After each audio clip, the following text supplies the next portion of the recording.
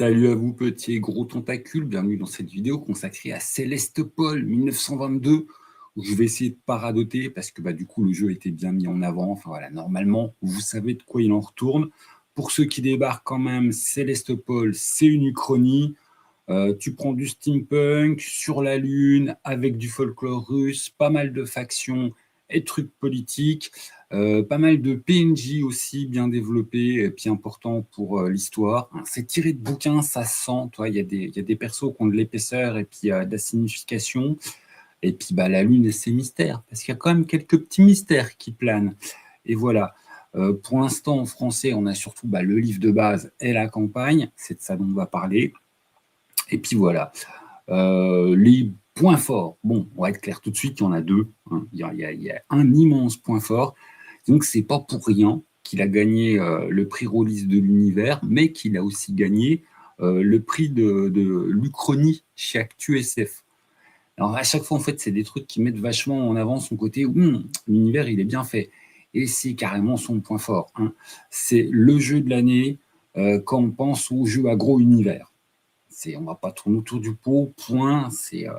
Tu peux le mettre en rivalité par rapport à d'autres trucs si on commence à faire le meilleur jeu ou le jeu le plus méchant.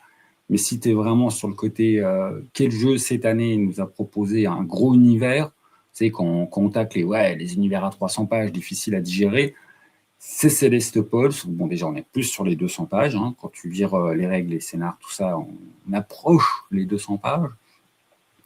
Mais surtout, ce qu'il sauve et qui rend son univers digeste, parce que quand même, c'est un gros morceau, Célestopol, c'est pas un petit morceau, c'est que dans le livre de Balt, tu as déjà 5 scénars. Voilà. Et que tu finis certes avec le côté j'ai fini ma première lecture, je vais peut-être recommencer en prenant quelques notes, essayer de bien me souvenir qui est quoi, machin, parce que c'est riche. Tu as quand même tes 5 scénars pour te mettre le pied à l'étrier, tu as du travail préfet. Donc voilà, en tant qu'MJ, c'est pas un jeu mission impossible, oh mon Dieu, j'arriverai jamais à assimiler le background. Et tu peux, tu choisis le scénar qui te plaît le plus, tu retournes voir les trucs liés au background du scénar, et puis comme ça, tu n'es pas obligé de totalement assimiler l'univers pour te dire « Oh, je commence ma première partie, j'ai pas trop peur ». C'est bête à dire, mais le défaut danger des jeux à gros background, et Célestopol en est un, c'est ça. C'est comment je vais faire avec tout ça. Bon, là, en l'occurrence, tu as déjà tes 5 scénars dans le livre de base. Mais en plus, tu as déjà la première campagne, qui est très bien, même si du coup, j'ai un truc où je veux être pinailleur, mais ça sera dans la seconde partie de la vidéo. Donc, du coup, d'ailleurs, campagne, on est dans la partie, on dit du bien, campagne qui est où il va se passer des choses. Tu casses pas ton univers, mais il se passe des choses qui vont marquer la cité. Il y a des points dans le background, des tensions dans la mise en place de l'univers qui vont, les engrenages vont s'activer. Il y a du gros PNJ qui va être mis en avant. Voilà, il se passe des choses. C'est pas une campagne anecdotique qui ne va pas marquer l'univers de jeu. C'est une campagne qui devrait faire légèrement évoluer l'univers de jeu quand même et qui va régler la question pour quelques PNJ majeurs. Donc, bon, ça inaugure déjà en fait un jeu qui va te proposer des campagnes qui, ça aurait pu être un bouquin. Voilà, c'est un des engrenages de l'univers de Célestopol qui est activé et tu sens que le jeu est amené à évoluer dans ce qui t'est donné dans le livre de base. Parce que c'est carrément ce que te propose la campagne. Tu n'as pas le même univers après qu'avant, normalement. C'est pas tout cassé, mais il y a des transformations. Donc ça, c'est les gros points forts. Le plus gros point fort, selon moi, son univers et sa mise en jeu. Voilà, parce que l'univers, il est bien fait, il est digeste. Il est bien écrit. Après, il n'est pas digeste au sens à la fin de ta première lecture, tu auras la sensation d'avoir tout assimilé. Non, à la fin de ta première lecture, tu auras une bonne vision d'ensemble et tu vas te dire, je vais peut-être regarder encore une petite fois. Et puis, quand tu vas faire jouer certains scénars, tu vas retourner voir certaines pages pour bien avoir en tête le truc. Et voilà, c'est bien structuré et heureusement, c'est vraiment, je trouve ça sauve Célestopol de cet écueil du « Oh mon Dieu, que vais-je faire avec un aussi gros background ?» tu as les 5 scénars dans le livre de base. Tu n'es pas obligé de racheter un recueil à côté pour pouvoir exploiter ton jeu en disant « Ouh là là, mais dans quel sens vais-je aller ?» Par bon, il y a des gens qui forcément, dès la première lecture, à la moitié de la première lecture, vont avoir 25 idées, ils vont partir dans leur campagne maison, bien évidemment. Mais voilà, on parle justement de ceux qui peuvent avoir un problème, pas ceux qui vont ne pas avoir de problème. Hein, voilà. On pense à tout le monde et on pense surtout à qu'est-ce qui peut faire galérer certains sur ce type de background. Et là, en l'occurrence, ces gens-là vont être aidés. Donc, ils ne devraient pas avoir des musiques qui restent sur le bord de la route en regardant le background en disant oh, « c'est beau, ça me fait rêver, mais je ne sais pas quoi en faire ». En fait, si, voilà, on t'a déjà prémâché de boulot, tu as des scénars avec des goûts différents, des ambiances différentes, tu prends celui qui te branche, et puis roule ma poule. Donc ça, c'est vraiment, c'est un gros point fort qui évite le gros écueil de ce type de proposition. Petite pensée pour Néphilim. Voilà. C'est pas pour faire une balle perdue, hein. Je suis un méga fan de Néphilim. Mais chaque fois que je parle de Nef, on me fait oulala, mais elle va grande. Et oui, voilà, je ne vais pas dire aux gens non, c'est pas vrai. Si, c'est vrai, voilà, vous avez raison, à Nef, il y a gros background à bouffer. Célestopol, bon, il n'a pas autant de publications, mais tu sens que le truc, il va se développer, il pourra dire à Néphilim, ouais, t'as vu, moi aussi, j'ai un gros background. Mais du coup, eh ben, dans cette entrée de gamme, qui est déjà une grosse start, t'as de quoi t'aider à digérer tout ça et le mettre en jeu pour que ça devienne, le jeu de rôle, c'est qu'est-ce qu'on fait autour de la table, hein, c'est pas qu'est-ce qu'il y a dans ma ludothèque. Et ben, qu'est-ce qu'on fait autour de la table est rendu, j'irai pas jusqu'à dire facile, mais c'est très réalisable. Donc voilà, j'insiste, mais c'est selon moi un gros point fort, hein, parce que c'est un background impressionnant, c'est un background florissant où il y a plein de choses, ça pourrait être bloquant. Ce qui enlève le blocage, c'est la présence de scénar bien fait, qui te mettent, qui te montrent à comment que ça peut servir ce jeu. Et ça, c'est vraiment très bien vu. Et puis pour ceux qui veulent franchir, hein, comme je vous le disais, il y a une campagne, là tu arrives dans les trucs un peu plus gros quand même, hein, on ne va pas tourner autour du pot, plus de lecture, plus de travail pour le MJ, plus de temps de jeu nécessaire, c'est pas pareil. Ensuite, l'autre point fort, c'est les règles. Voilà, je vais avoir un petit bémol là-dessus et tout de suite aller fouiner sur telle page, tel truc, tel machin, après faire mon casse-pied. Mais d'un point de vue d'ensemble, les règles, voilà, elles sont bien vues.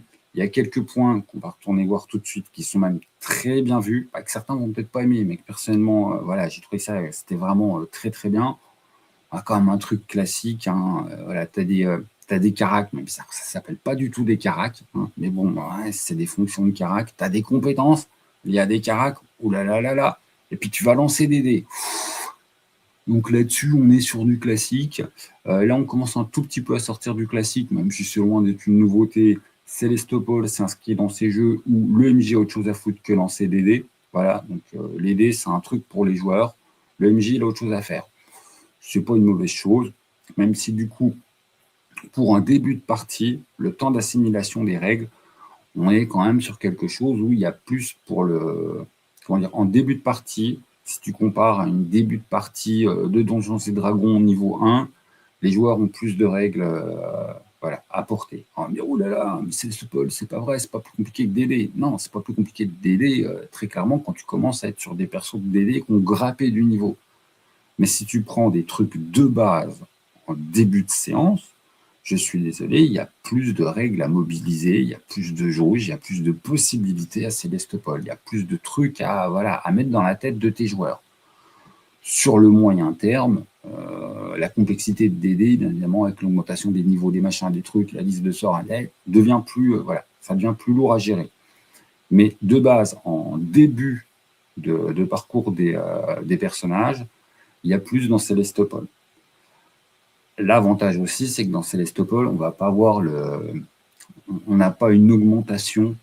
Voilà, vous bouffez les règles au début, et puis après, vous serez bouffé les règles, et il n'y aura pas 25 couches qui vont se rajouter à chaque monte. Bon, déjà, il n'y a pas de monte de niveau. Hein. Il n'y aura pas 25 couches qui vont se rajouter plus vous avancez. Bon, il y aura des évolutions, des petits trucs en plus, mais c'est léger. Voilà.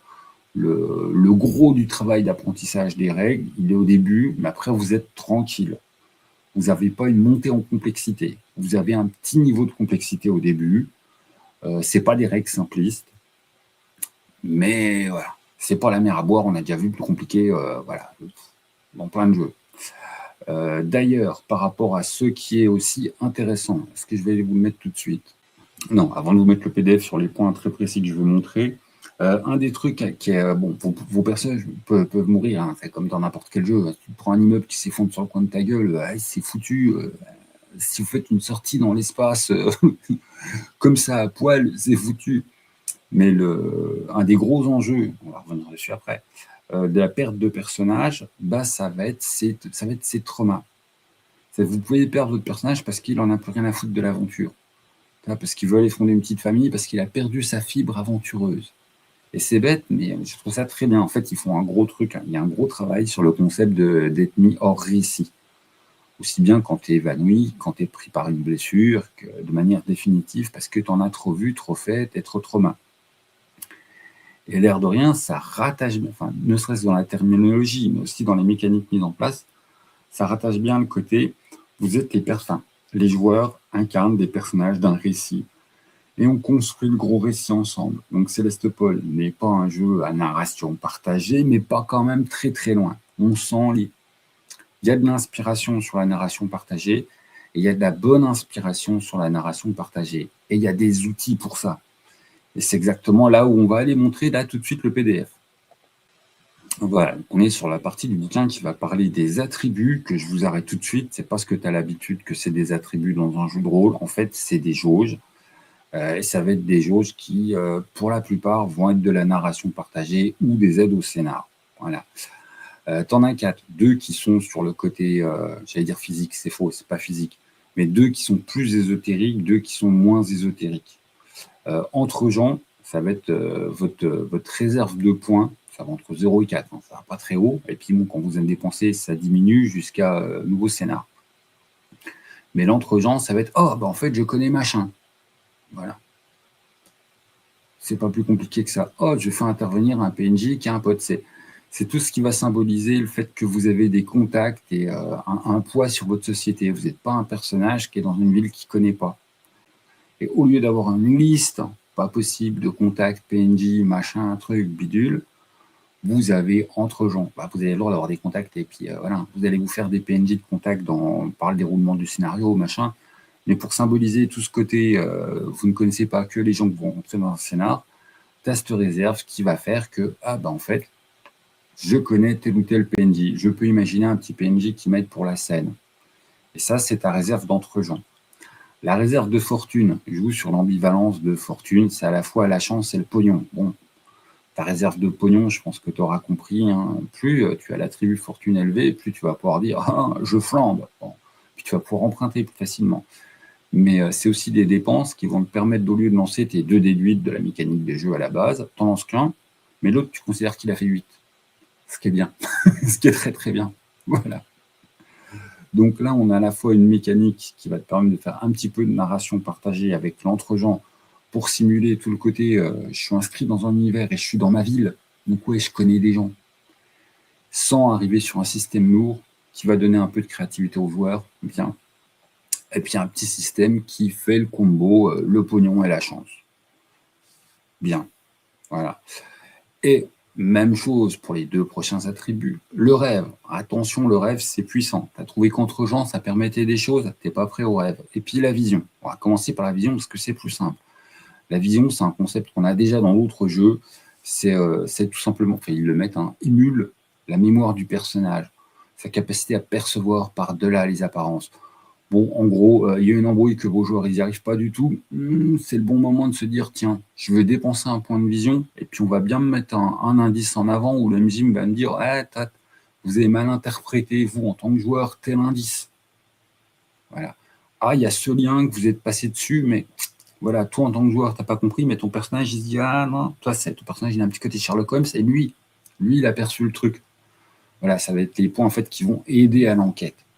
Céleste-Paul étant majoritairement un jeu d'enquête et de découverte, s'il y a pas mal de factions, de magouilles, et ben là, du coup, tu as un outil pour éviter que tes joueurs soient bloqués. Toi, un truc que les personnages devraient comprendre, mais que tes joueurs, ils bloquent parce que c'est 2 heures du mat, et puis que, eux, Je veux dire, dans la vraie vie, je sais pas, ils sont charpentiers, ils sont médecins, ils sont pas Sherlock Holmes.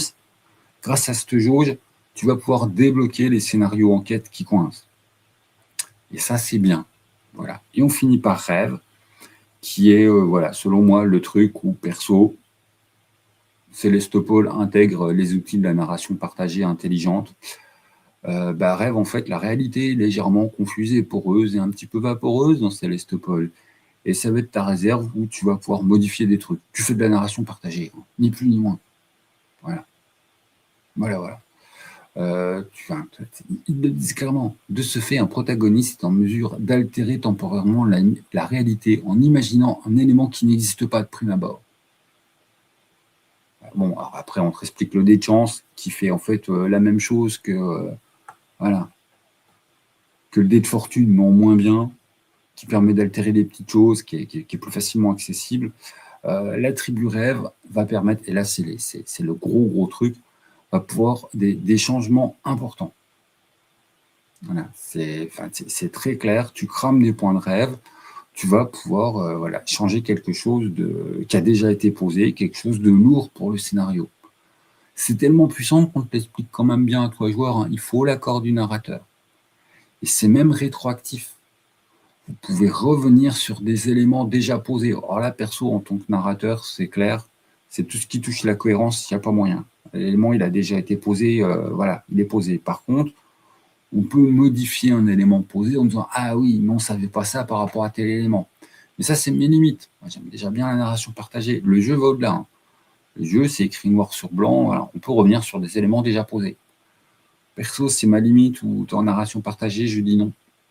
Un élément posé est un élément posé. Il est déjà constitutif de l'histoire. On ne s'amuse pas on rétroactive pas les éléments posés. Mais ça, c'est ma limite. Le jeu va au-delà de ma limite. Voilà. Bon. Ce qui est bien, c'est que ça te le dit quand même bien, c'est avec l'accord du narrateur, donc ça va pas au-delà de la limite du narrateur. Si ça vous fait un peu peur, vous calmez les délires de vos joueurs.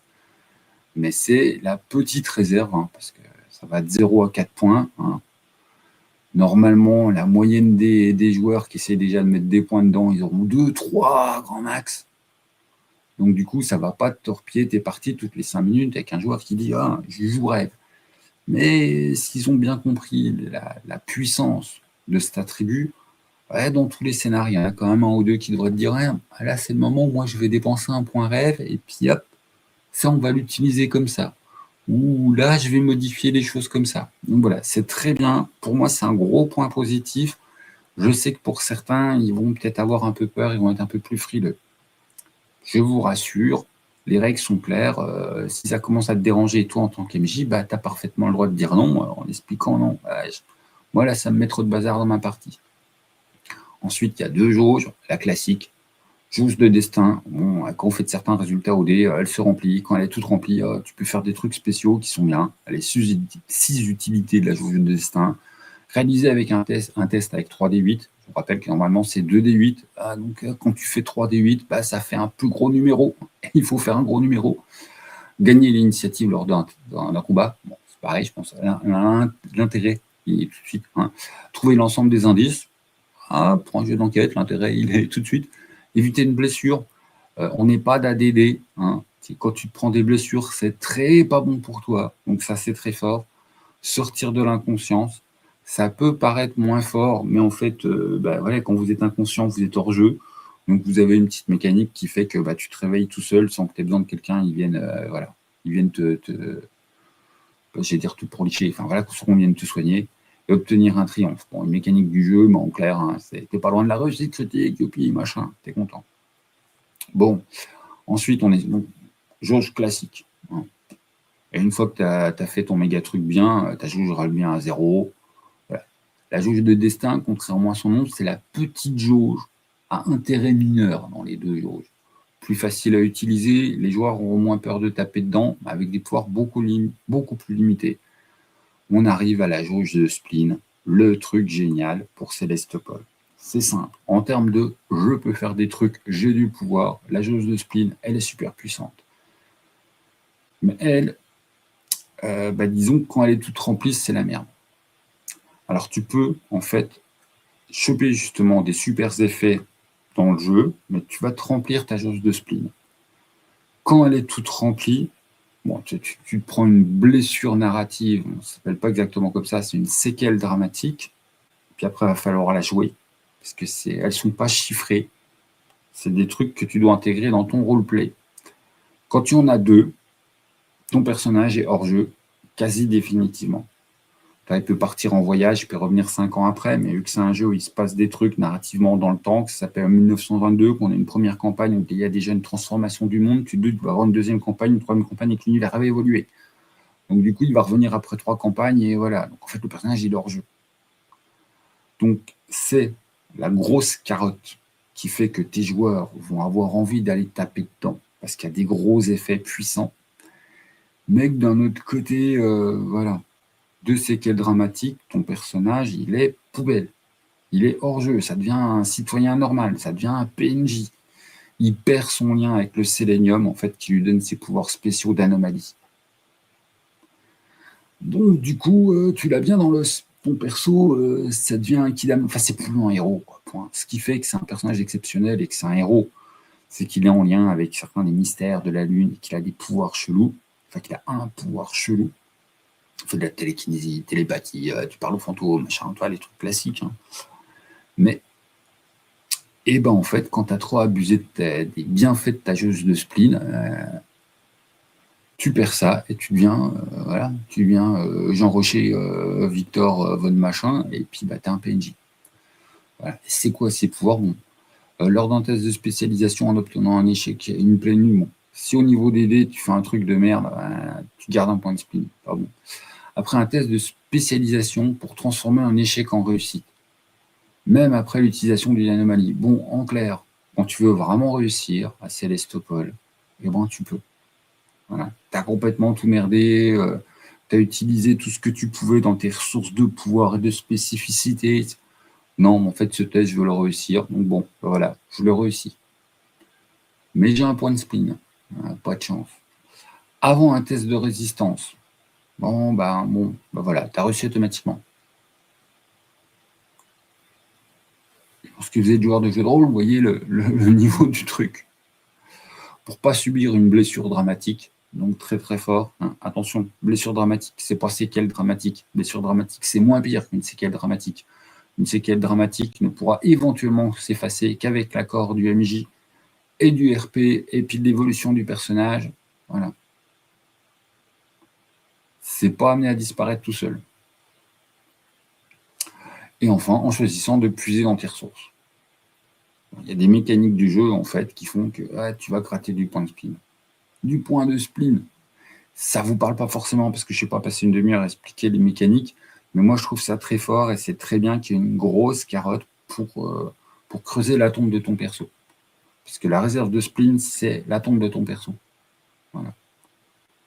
C'est pas un jeu où tu es censé quand même avoir souvent des persos qui meurent parce que la bagarre.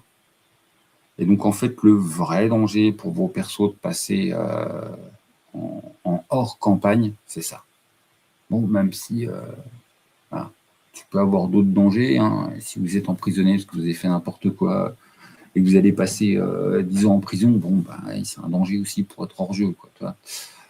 Bien évidemment, les exemples que je prenais tout à l'heure, d'avoir un immeuble qui s'écroule sur ta tronche ou te faire zigouiller dans une ruelle par des méchants que tu as un peu trop énervé, qui sont décidés de te zigouiller, bon, bien évidemment. Mais la jauge de spleen est un vrai truc qui peut mettre vos personnages hors jeu. Voilà. Et je trouve ça très bien, parce que ça fait aussi partie des trucs qui vont remettre le destin des personnages entre les mains des joueurs. Et ça, c'est très fort. Bon, j'ai fini de dire plein de choses bien. Maintenant, on va les titiller là où ça m'énerve. Et hop, je suis sur la page du drama. Bon, alors, Carac compétences, sauf qu'on appelle ça, voilà, les domaines et les spécialisations. Domaine âme, corps, cœur, esprit. C'était Carac. Spécialisation, c'était compétences. On va commencer par les spécialisations. Le petit encart marron, vous voyez ici, t'explique bien que Célestopol est un jeu de rôle sans superposition des compétences de spécialisation. Donc voilà, il te donne un exemple, hein, mais quand tu vas utiliser la spécialisation faveur pour essayer de négocier, ils utilisent une course de vapomobile moins cher, c'est faveur, tu essayes de faire baisser le prix.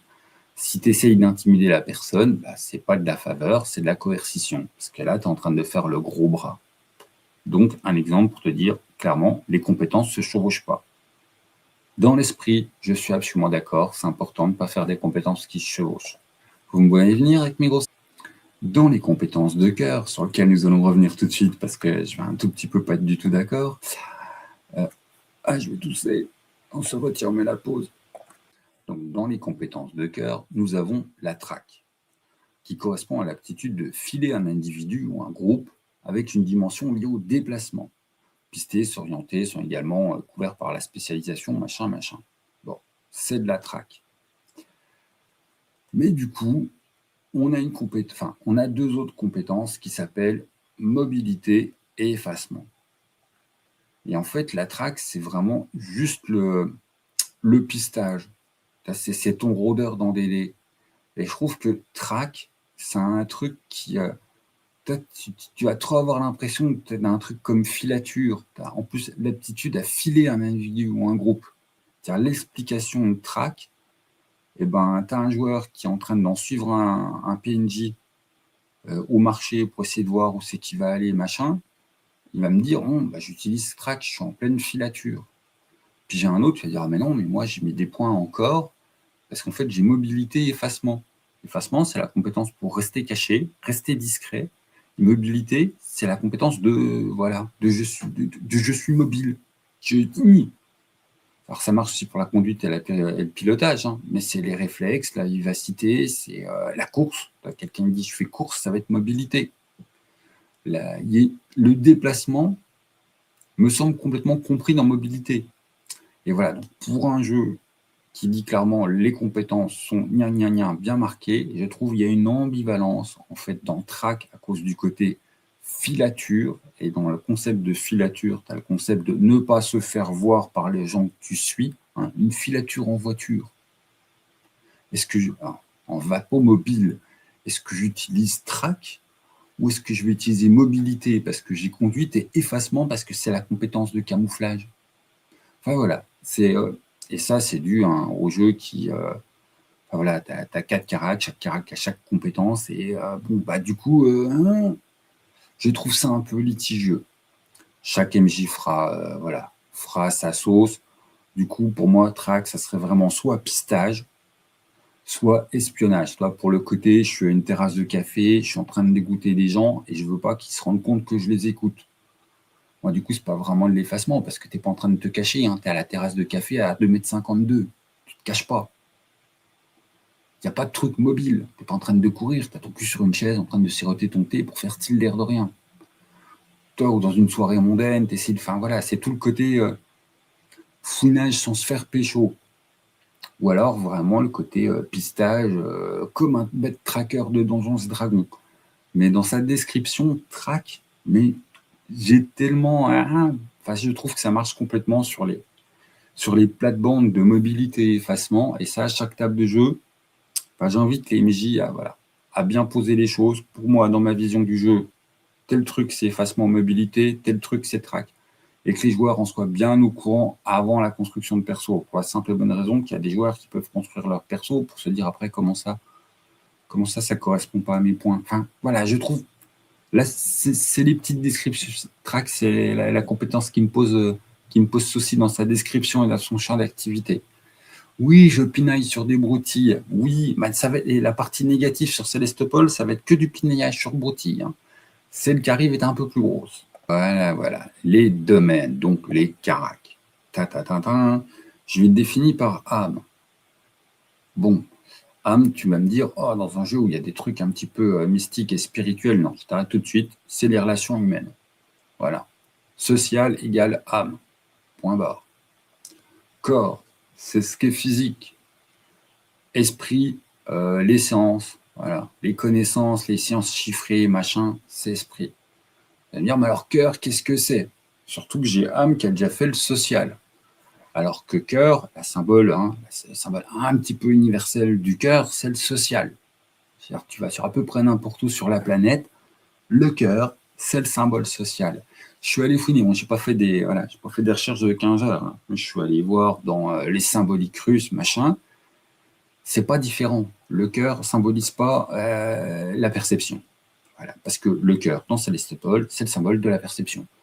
Alors, j'ai fait 10 minutes sur Wikipédia et 2-3 sites de symbolique russe. J'ai rien trouvé qui me liait le cœur au symbole de perception. Alors, je suis peut-être un ignare et que j'ai raté un truc super évident. Je croise des doigts pour que ce soit. Et qu'en fait, par rapport au symbolique russe, le cœur, c'est la perception. Mais bon, voilà, c'est un domaine qui représente les 5 sens. C'est un petit peu l'intuition, le 6e sens. Mais le cœur, d'où le cœur, c'est pas c'est pas le domaine social. Avec l'âme, qui est le domaine à la rigueur, du 6e sens et de l'intuition. Je ne comprends pas. Et si vous voulez vraiment faire un domaine sur la perception, vous appelez ça l'œil, hein, et puis voilà. Le cœur, je trouve cette appellation complètement connotée à côté de la plaque. On va me dire, ouais, mais dedans, il y a art. Ok, la passionne, le cœur, d'accord. Mais du coup, ça rattache le cœur à l'art par la passionne. Et donc, en fait, on revient sur la symbolique initiale du cœur, que le cœur, c'est la passion, c'est le lien aux autres, c'est c'est pas la perception. Sur quel panneau du monde, tu as déjà vu un truc du genre, pour les panneaux des oreilles barrées, enfin, putain, est-ce que je suis obligé d'expliquer ça, que la symbolique basique du cœur, c'est pas la perception? L'œil, l'oreille, mais pas le cœur. Je connais aucune symbolique, aucune culture au monde qui utilise le cœur comme symbole de la perception. Alors peut-être que c'est un truc russe, hein, et que j'ai réussi à passer à côté quand j'ai cherché pendant mes 10 minutes sur Google. Mais voilà. Alors, c'est du pinaillage, hein. De toute façon, mes reproches pour Célestopol sont dans le cas de pinaillage. Mais je ne comprends pas ce choix d'appeler ça le cœur. Un truc lié aux 5 sens. Il y a l'intuition, le 6e sens à la rigueur, l'intuition du cœur, le reste si tu veux, quoi. Mais bon, l'intuition et le 6e sens, perso, hein, pour moi, ça avait sa place sous fin. Là, dans un mot est un concept et signifie des trucs, c'était l'âme. Mais bon.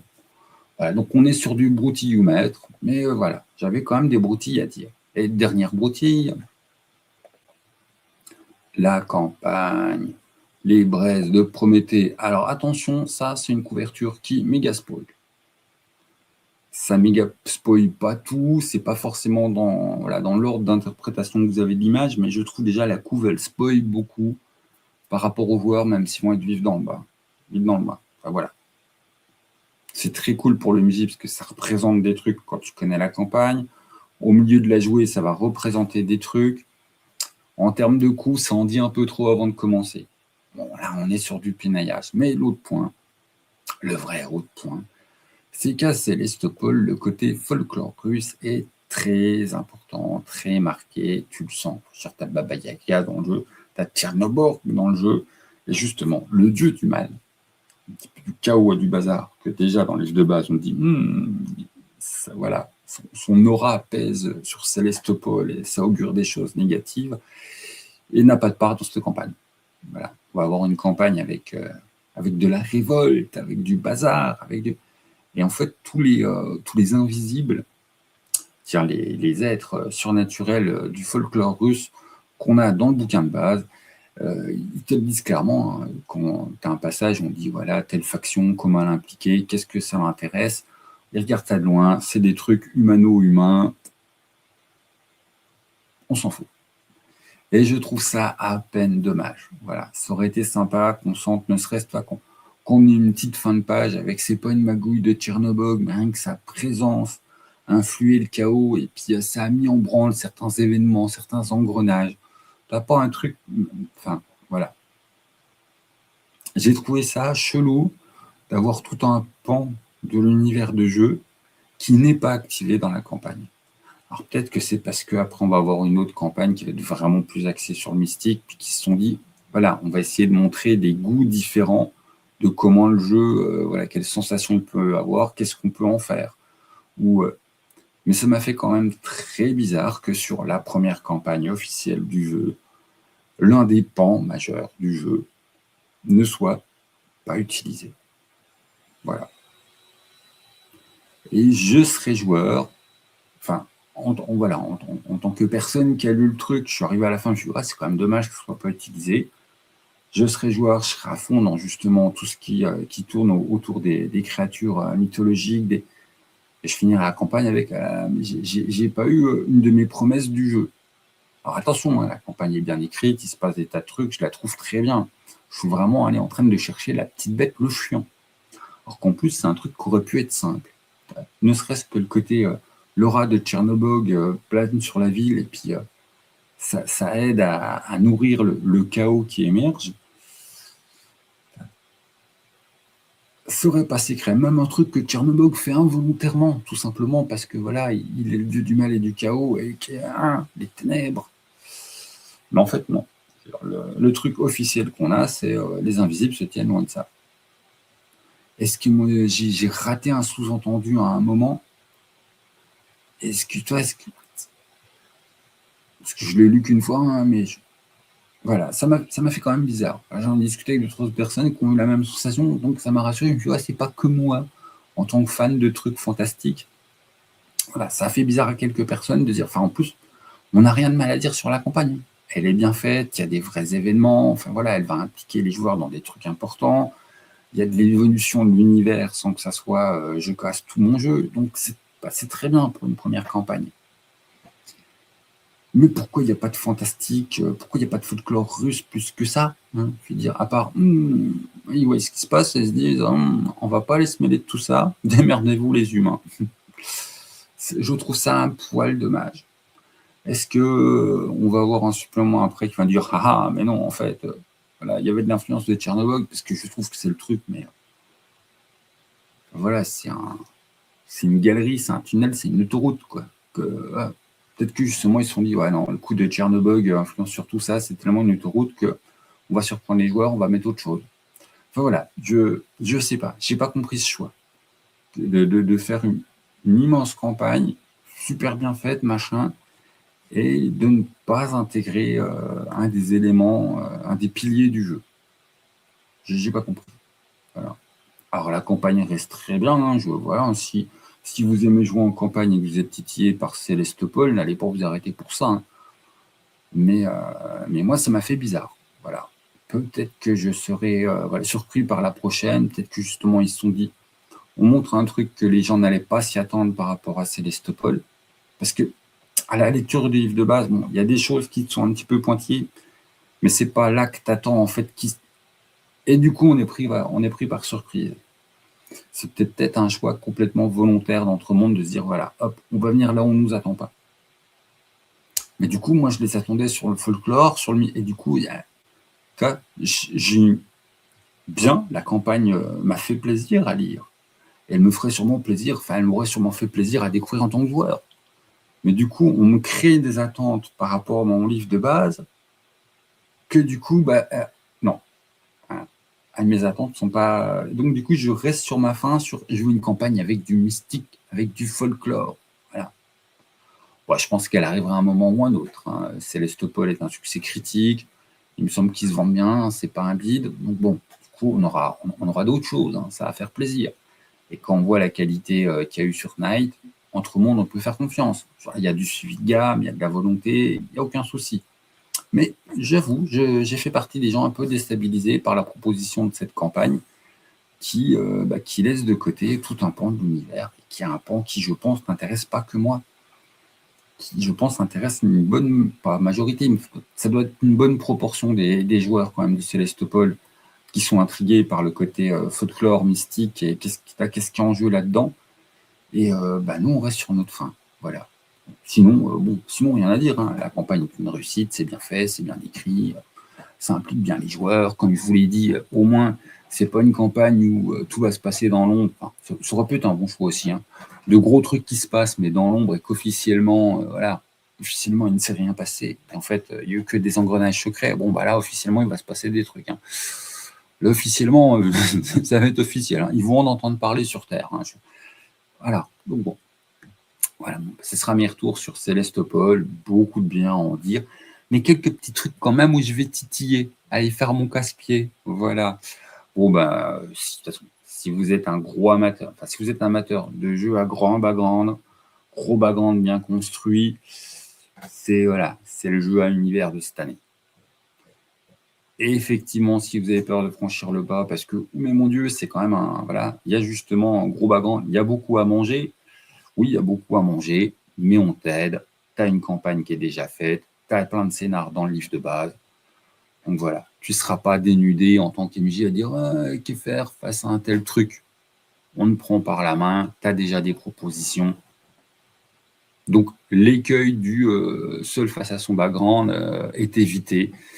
J'ai ouvert la vidéo là-dessus, mais c'est vraiment, à mon sens, le gros point fort pour l'instant hein, de ce lancement de gamme. Parce que je pense que ça va être une gamme, hein, je ne suis même pas là en discuter. Mais ça me semble tellement évident que cet univers mérite une gamme. C'est voilà, il faut de la suite, il faut de l'évolution. Là, vous nous avez accroché avec un très bon début, ça s'appelle 1922. Moi, je veux des trucs sur 24, 25, où va cet univers hein. Je vais être casse-pied. Je veux une évolution à la Knight. Je veux un truc où ça va quelque part. Bon, après, il y a le côté, vu qu'il y a les romans, peut-être qu'on va avoir un va-et-vient entre, il y a des évolutions dans les romans, et puis, bon, je ne sais pas. Mais en tout cas, voilà, c'est une très belle réussite. Allez-y les yeux fermés si vous êtes fan Exil, Château Falkenstein, voilà. Vous allez trouver des trucs à votre goût. On est dans cette vibe d'univers qui fait rêver. Quelque part, peut-être un peu plus Château Falkenstein qu'Exil, malgré le côté ville sur la lune, machin, parce qu'il y a quand même beaucoup de PNJ et puis de magouilles politiques, voilà, de choses qui sont développées. Bon, sur ce, je vous laisse. C'était Célestopol 1922. Ben voilà, revu et critiqué par moi-même. Et puis c'est tout. Salut les gens, jouez bien.